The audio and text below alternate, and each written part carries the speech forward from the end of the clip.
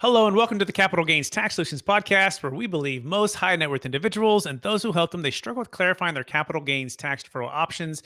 Not having a clear plan is the enemy, and using a proven tax deferral strategy such as the Deferred Sales Trust is the best way to defer millions of dollars of capital gains tax on the sale of cryptocurrency, a business, a real estate, stock, so you can create and preserve more wealth. Hey, I'm your host, Brett Swarts. In each episode, I'm joined by some of the best real estate, financial, and wealth minds, and sometimes marketing and brand minds in the world, where they share their ideas, deal stories, and inspiration. So together we can make complex tax deferral strategies simple and passive income plans achievable. We're also streaming on expertcresecrets.com as well. So for all of those real estate professionals, M&A advisors, and business brokers that are listening to us, you're going to want to definitely check out this episode. Hey, I'm excited about our next guest. They're out of the great state of Georgia. I had the pleasure of spending some time in northern Florida here recently, and I realized that Florida is actually closer to Georgia for those West Coast people that don't know. And these folks are all about helping you build up and level up your personal brand. And our first guest, he's an America's top-selling real estate auctioneer. In fact, he has been an auctioneer since 1991 and sold billions of dollars in auto, heavy equipment, land, commercial, and residential properties.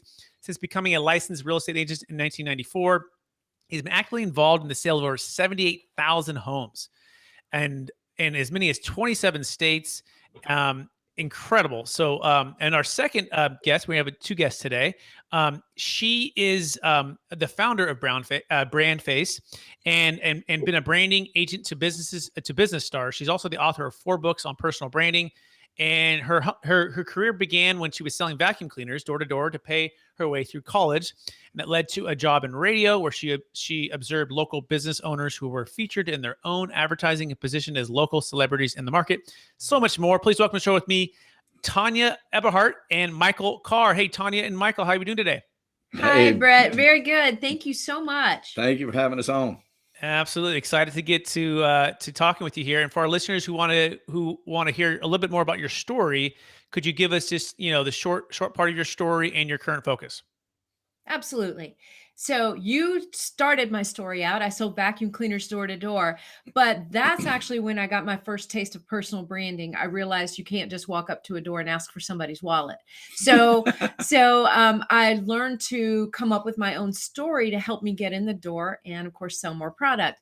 Well, then an opportunity came along for me to be involved in radio. And that's really where I understood the impact that personal branding has on a business, because when I got into radio, I instantly noticed there were business people in the community who were like rock stars.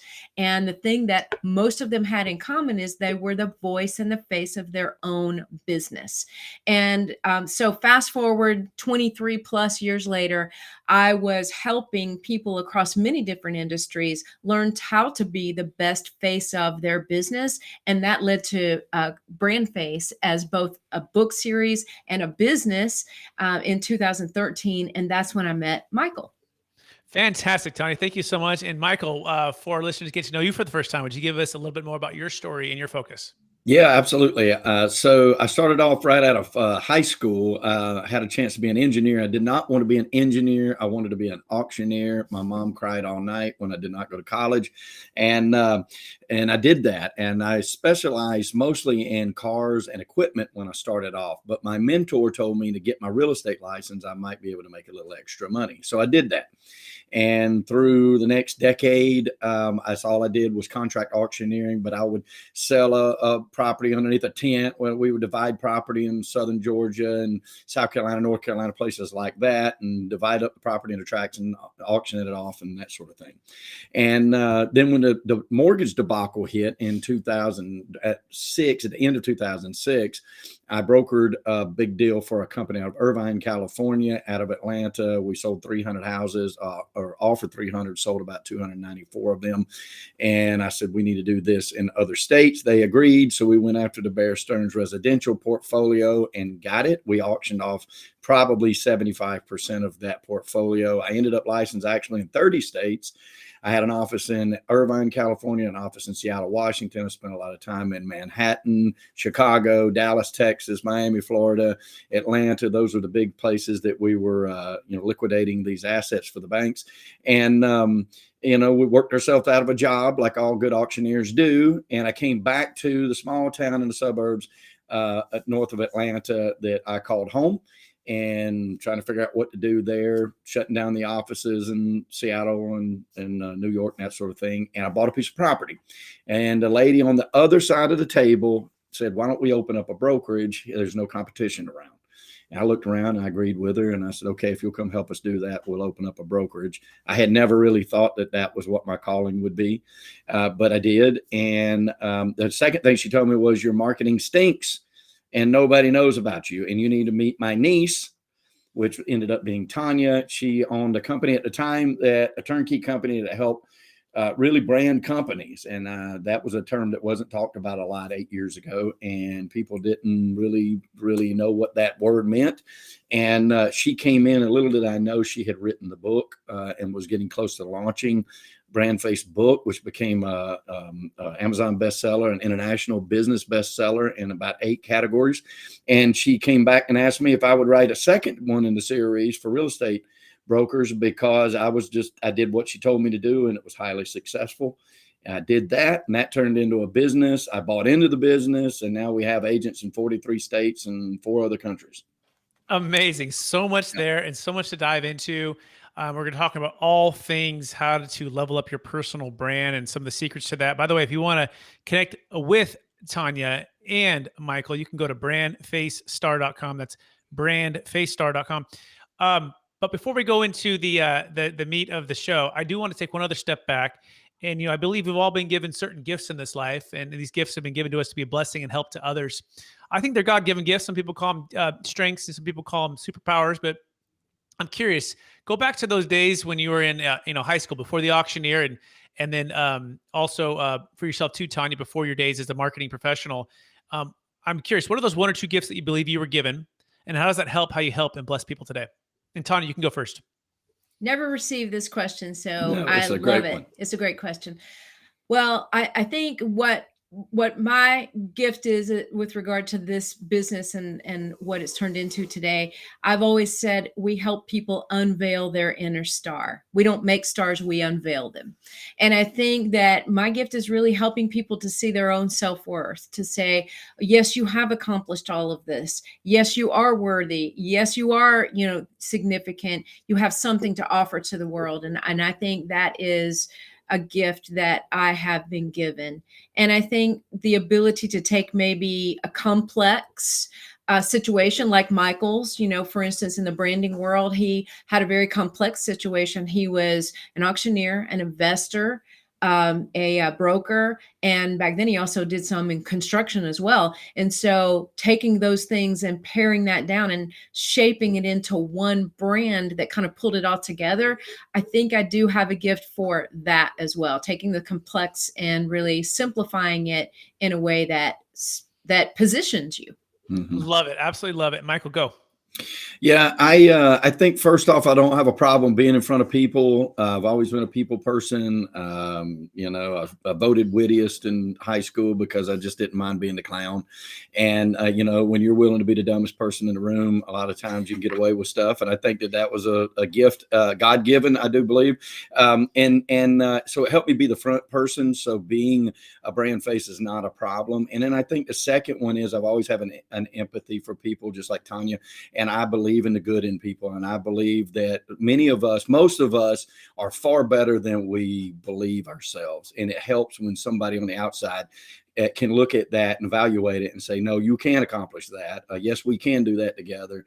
And I'll step along with you and help make sure that happens. I think both of those things have shaped me to become what I am now. So fantastic. Absolutely love that. I love the empathy and connection with others and being willing to not be shy or be in front of others and feel comfortable and connect with others.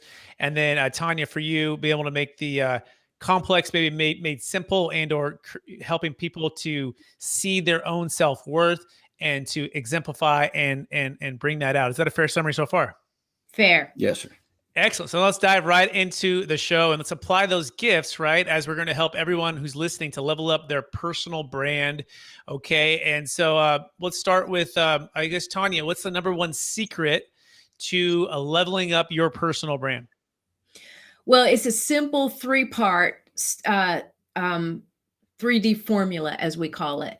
And we've developed this because, and I'll tell you, I think a lot of people listening will probably agree with us in this. For years and years before I really, launched the Brand Face books and company, I thought, well, I hear people talking about personal branding and they're saying things like, well, just be yourself, just showcase some personal things on social media, be authentic. And those things are great. And I understood what that meant, but I thought, okay, but how do I apply this? Like, what steps do I take? And are there formulas? Is there something that I can follow step by step to make sure that I check off that checklist? And so that's when we developed, Michael and I, what we call the 3D freedom formula: define, develop, and display, taking you through each of the major steps that you have to go through to develop a personal brand. Excellent. So define, develop, and display. So Michael, maybe you wanted to define that first D for us. How would you define that first D, Michael? Well, the way we do it when we have clients come to us is we take a really deep dive into who that person is. Okay, so let's not forget that branding is very important. Personal branding is tantamount. Okay, so even in the businesses that I've been lucky enough to be involved in, many of them were big corporate companies that were doing business with corporate companies, right? B2B. Well, I can promise you that every conversation I've ever had in any level of business, all the way to Wall Street, has always been person to person. So, you can have B2B, but it's still a person doing business with a person. And the back of our book says that, people don't do business with a logo, they do business with a person.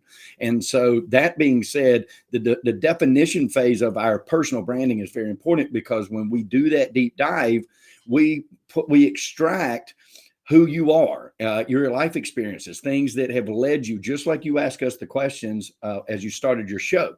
We dig into that. Like, why did you get to this? Like, if it's a lawyer company, if it's a lawyer, we're going to personal brand, we talk to them like, why did you become a lawyer? What pushed you into doing this? If it's a tax professional, it's the same thing. If it's a real estate agent, it's the same thing. We dig into that because we want to find in that definition phase a point of differentiation. And that is the key to beginning to build your brand. There are thousands and sometimes millions of people do the exact same thing as you do, no matter what you are, whether you're a salesman or whether you're a service person or no matter what business you're in, there are so many other people that do the exact same thing. What differentiates you from them? And then we also, in that definition phase, say, why would somebody want to choose you out of all of them? And once we can determine that, then we can move into more of a development stage about your personal brand. Because at the end of the day, what's really important is taking our experience levels, right? And then applying ourselves into the shoes of the people we want to attract. Because take me, I've been involved in over 78,000 residential transactions and counting. We sell hundreds of properties every year, sometimes thousands of properties a year, depending on the market. But is that important to Brett when Brett wants to buy his home, his personal home? Well, maybe because of the experience level, but what home is Brett interested in? Brett's home, right? So we have to bring that messaging in the definition. What we have to do is bring that out and put ourselves in the position of the person. Why would they want to do business with us? This is all part of definition. Fantastic. So let me see if I got that correctly, or and I love it, by the way. It's a 3D formula. The first one is define, then develop, display, and as it define, you want to extract the who behind the person, right? And the why behind the person, as well as the why behind the passion of what that person is doing. And on part of that, when you're doing that discovery phase and you're helping to extract and learn the story and learn about the person, you're looking for that point of differentiation so that you can highlight that as well as connect that on how they're going to be helping the people they're serving. Is that a fair summary so far? That's a great summary. Excellent. So maybe we can dive into that a little bit more, Tonya, there, as far as the point of differentiation. I think that's really interesting. What's been the most interesting way that you've been able to, or just maybe a recent study for somebody, bring that a little bit more to life. What was the point of differentiation? How did you know it was? And what are the signs for that? Okay, so let's go with Let's go with a young lady that's in in one of our programs right now. And she came into the program and she was young. She was a military spouse. She was a very patriotic young lady. She loved working with first-time homebuyers as a newer real estate agent. So we looked at the things that set her apart. Those things: military spouse, very patriotic, loved helping people who were trying to do their secure their first home, just like she had recently done herself. And those were the people she wanted to attract. So in doing so, we thought, okay, how are we going to write this story, in effect, about you and get this out to the world, and position you as somebody that they would want to work with? So the first thing we did in the define phase is we looked at who our ideal customers were, and that's what we just talked about. We also looked at those things that set her apart, and then we came up with what we call a brand identifier. Now, you guys might be more used to the term slogan or tagline. Mm-hmm. We created the term brand identifier because we really felt that's what a slogan or tagline does. It identifies, or should do, for sure. Exactly, should do, yeah. Mm-hmm. Should identify what you stand for, who you are, what you stand for. And so her brand identifier is American Dream Agent.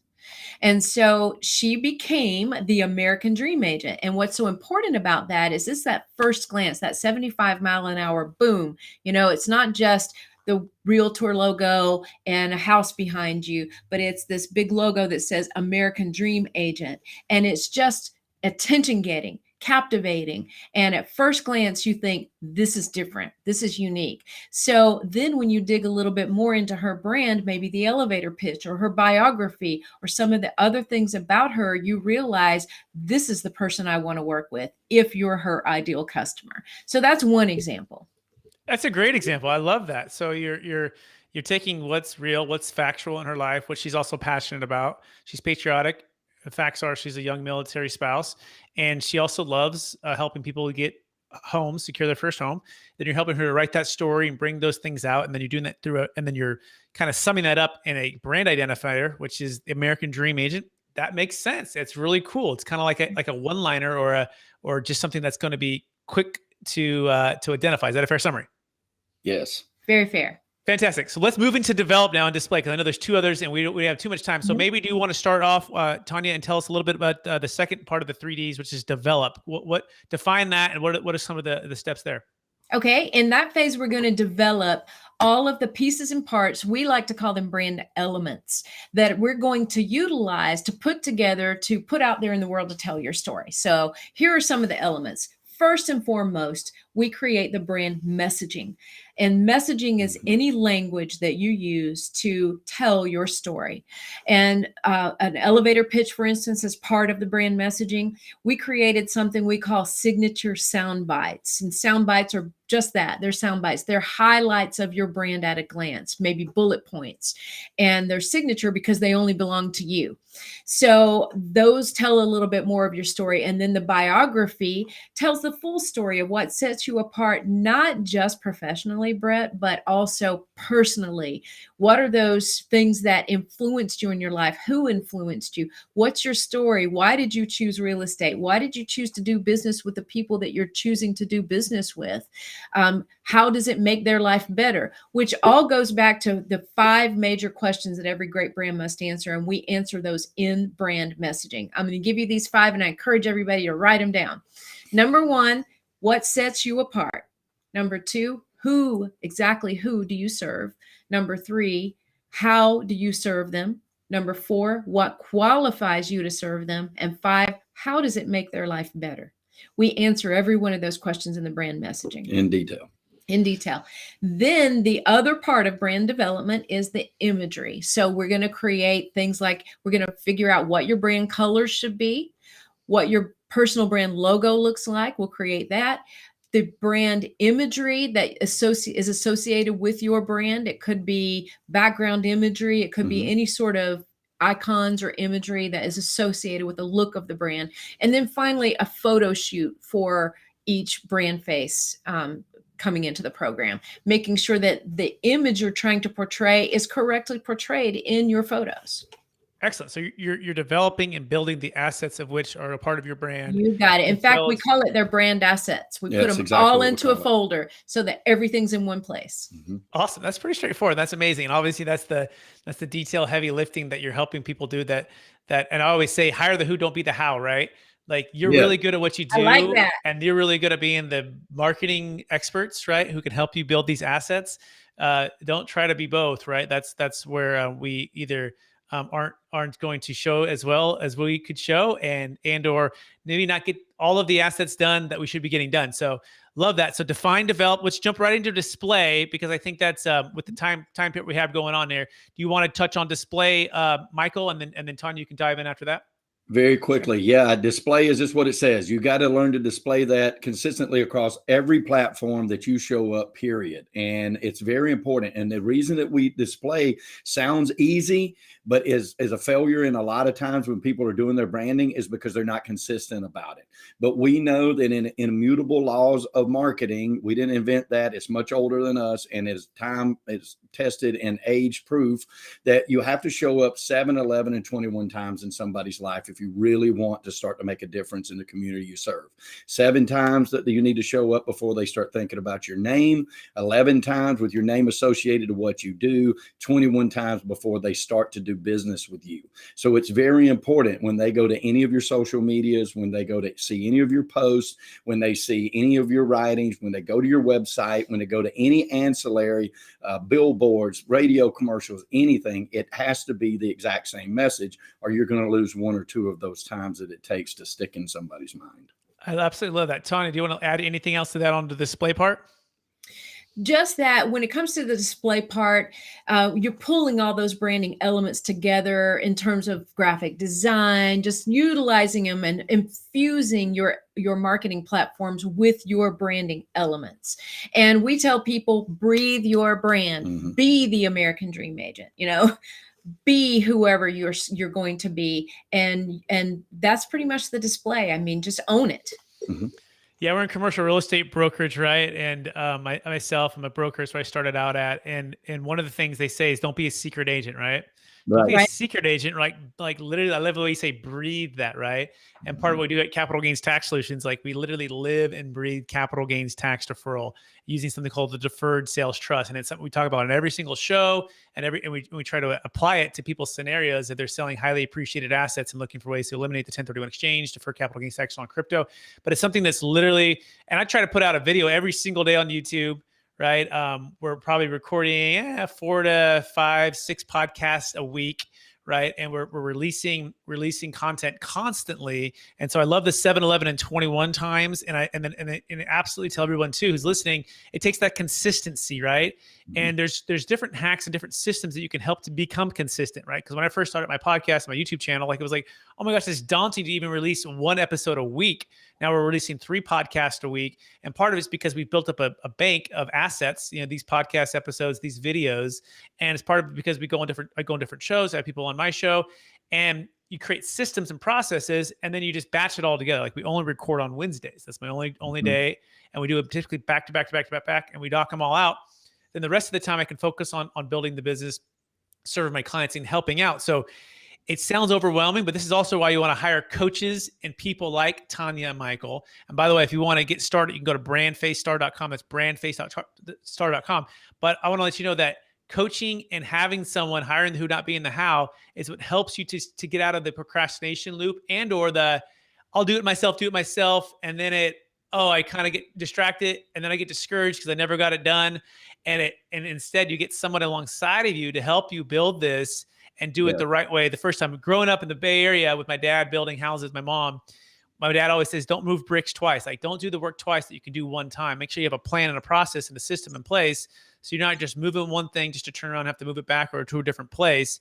And I think it's so vital for those who are in the marketing world or any business world to have good marketing team to help them build that. Any thoughts on that, Tonya or Michael? Well, I'd like to say this. I tell everybody the secret to my success has been her. right? Because I was that guy that was wasting time, procrastinating, or, knew that I had it, couldn't get it all together. I've always been a marketer. I wasn't a brander until I met her and she taught me how to do it. And ever since then, our company has doubled in sales volume every year since the day that I met her. And the outlook is unbelievable. And we follow the same principles we teach everybody every day. Love it. And I'll piggyback on that, Brett, by saying this one thing. I think the biggest mistake that a lot of people make is trying to market before the brand is built, because and I think the confusion is perpetuated by a lot of well-meaning people out there. They're saying, hey, we're going to help you build your brand. We're going to help you build your brand. But really, they're selling a marketing tool. They're helping you, quote, build your brand by using video, or build your brand by a website, by building a website, doing those various things. But what they're doing with the marketing tools, those are designed to help you promote your brand, not build it. You need to know what that brand is going into the marketing so that you don't end up in what we call the sea of sameness, which is quite a bit of what real estate is, right? Right. That's worth the price of all of this whole podcast, right? That's such a nuance, right? Don't make the mistake of trying to market before you build the brand, right? And so just like you wouldn't build a house without a blueprint and a design and a team and a contractor and a plumber and an electrician, all the things lined up, like you're not going to go just start, hey, I got a house. Well, you don't have anything yet. Like you may have a service, you may have an expertise, but make sure you're doing it right. So I absolutely love it. So we're running out of time here. Are you guys ready for the lightning round? Yes. We're ready. Fire away. All right. So knowing what you know now, if you can go back to your 25-year-old self, what's the one golden nugget make sure to tell yourself to do? We'll go with Michael and then we'll do Tonya. We'll go back to back. Okay. I would be bolder. I would tell myself to be bolder. I would say take care of yourself a little bit more. Your health. Make sure that you take care of your health, because it's the number one thing in life, and do that first and the rest will follow. Excellent. Second question. What's the number one book you've recommended or gifted the most in the past year? And you can welcome to plug your book too right here as well. Okay. Brand face for real estate professionals. I would say, honestly, in all fairness, The Alchemist is my all-time favorite book outside of the Bible. And I think it's fantastic. And I gift it probably nearly as much as the Bible. So. Yeah. And I've gifted this a couple of times, but it's a book that I've only read recently, even though it's been around forever, Siddhartha. And Siddhartha is, about a young man in ancient India who grows up and goes on this journey of self-discovery. And it's very complex, but there's so many lessons to be learned from it, similar to The Alchemist in a lot of ways. But that's a fantastic book. Fantastic. Next question is this. What are you most curious about right now? I have to go first on that. Actually, honestly, learning Hebrew. Okay. And I would say I'm most curious about where the future of podcasting, like what's next for it, right? I'm always keeping my eye on that because, we're having one podcast and about to launch another one in January. I want to know what things creatively can we do to engage the audience more, to keep them coming back when there are so many other choices. It's just like branding, right? Branding plays such a big part in all of that. And the technology, that's where my curiosity level is. Fantastic. Next question. What's the biggest frustration? And maybe this one will be kind of for the real estate folks out there. Michael and Tonya, when it comes to, we'll start with Michael for sure, right? On this one, but Tonya, maybe you sold real estate too. I don't know if I caught that or not. But what's the biggest frustration when it comes to 1031 exchange and or capital gains tax deferral for assets that are highly appreciated? What is the biggest frustration with like the 1031 exchange? Like, is it the timing thing? Is it like, I would definitely say, personally speaking, it's always about the timing. So being a real estate investor myself, always looking to try to buy bigger assets and having to sell an equal amount of smaller assets to get to that. And being somebody that has been heavily invested in rental income producing properties, I find that to be really harder to do, especially on the residential side. So it's definitely the timing and having to take smaller assets to equalize going after something much bigger than that. Tonya, anything to add to that? I really don't have anything to add to that because I'm not in the real estate field. I spend all my time in branding and marketing. So I don't really know much about the 1031s. That's fine. Yeah. And so, and we call that the shotgun wedding, Michael and Tonya, right? Where you got to get engaged in 45 days and married in 180. And then the Right. other part of that, the 1031 that's really frustrating is the fact that you have to do equal or greater value, right? So if you sell an asset for $1 million, you got to buy something for $1 million or better in order to defer the tax. And oftentimes our parents taught us to sell high and buy low. They didn't teach us to sell high and buy higher 180 days later, right? So the very fact that we're selling for a higher price can at times put us in a poor position to buy something at a high price. And that's where we have a solution to that for our listeners who are wondering. It's called a deferred sales trust, right? You can learn about it at Capital Gains Tax Solutions. But we can save .com, but you can save a failed 1031 exchange. Never worry about a 1031 ever again. Never worry about having to sell high and buy higher. You can invest it into stocks, bonds, mutual funds. You can go back into hard money lending. You can go back into fix and flips, ground up development. We just did a deal in Tennessee for a client who sold a $2.6 million business, which, by the way, 1030 doesn't work for. Defer all the tax. And then he's building 70 multifamily units in Tennessee, all tax deferred, right? And my mind blew up when I heard about this in 2009 after the crash and saw friends and family and clients lose a lot of wealth, partly because of the 1031 and overpaying. And it's changed everything. And for those who want to learn about that, they go to capitalgainstaxsolution.com. All right, second to last question here. What's the number one leadership quote or theme that you strive to live by? Leadership. Okay, I'll go with this one. And I don't know, I never thought of it applying to leadership until you just said that word. But my favorite quote of all time, it belongs to Dr. Wayne Dyer. And he says, when you change the way you look at things, the things you look at change. And it's all about positivity of the mind. And I think that's really important in leadership, because if you don't keep a positive mind and a positive outlook, your followers aren't going to do that either. I would say mine would be not a direct quote, but you have to approach life from a position of abundance if you're going to be a leader, because the people that you're trying to lead expect that from you. And quite honestly, I feel like if you don't approach life that way, then you can't be a leader. Fantastic. We are out of time. For our listeners who want to get in touch with Tonya Eberhart and Michael Carr, would you remind them one last time, maybe Tonya, where everyone could find you both? All right. Brandfacestar.com is where you can learn more. And if you want to talk to us, discussyourbrand.com. Perfect. Tonya and Michael, I want to thank you for being on the show. I want to encourage you to keep using the gifts and talents you've been given, Tonya, to help others see their self-worth, make complex brands into simple and effective. And Michael, also continue to not be shy, be in front of others, and give empathy and connection with others, and all things real estate too. Keep helping people build wealth in real estate. I think that's really, really amazing. And I also want to thank our listeners for listening to another episode of the Capital Gains Tax Solutions podcast. As always, we believe most high net worth individuals and those who help them, they struggle with clarifying their capital gains tax deferral options. Not having a clear plan is the enemy, and using a proven tax deferral strategy such as the Deferred Sales Trust, and or getting with someone like Tonya and Michael to build your brand so that your business can grow is the best way for you to grow your wealth. If we can help you at all with deferring capital gains tax, you can go to capitalgainstaxsolutions.com. We also appreciate all of the folks out there at expertcreseekers.com who are listening. We encourage you to level up your brand. As well, I want to invite everybody to our free mastermind that happens every Friday at 10 a.m. Pacific Standard Time, 1 p.m. Eastern Time, and all things Deferred Sales Trust University. We're really focusing on cryptocurrency right now and helping people who have highly appreciated cryptocurrency exit well, invest into real estate, all tax deferred. Again, you can go to capitalgainstaxsolutions.com to register. Thanks everyone for listening. Please share, rate, review, and subscribe, and we'll talk to you